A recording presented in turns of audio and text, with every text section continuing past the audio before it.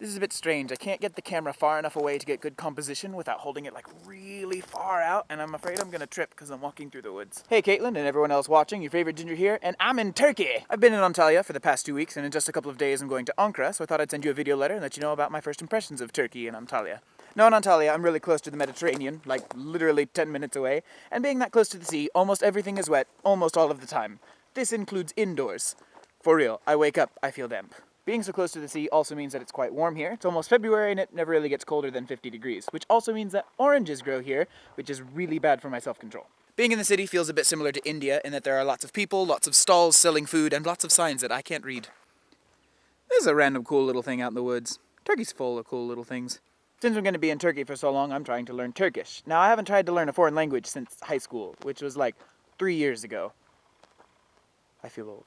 Turkish is a fairly logical, almost completely phonetic language, but unlike English, they don't use little connecting words like in or with or at and things like that. Now this is cool because it keeps sentences from being wordy, but it also means that you get these ginormous monster words that are terrifying to look at. Legit, no joke, this is one word. Being a beginner student in a place surrounded by native speakers is really frustrating. I feel like a toddler sometimes. I'd never realized how frustrating it was to form a sentence in my head, know that it is wrong, and say it anyway.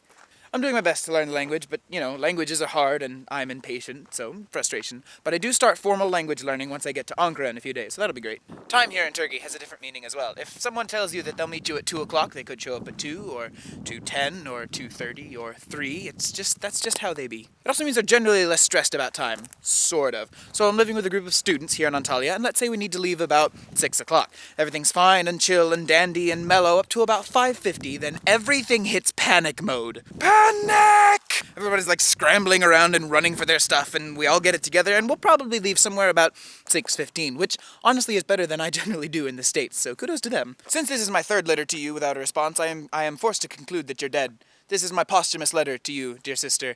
I will miss you.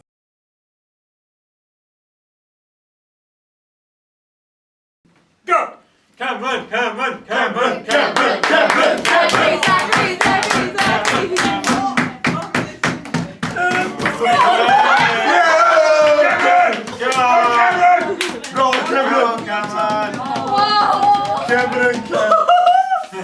Don't cry!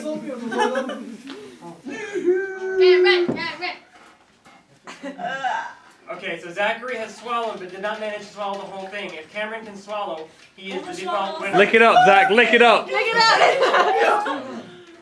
Oh! Come on, Cameron. Oh.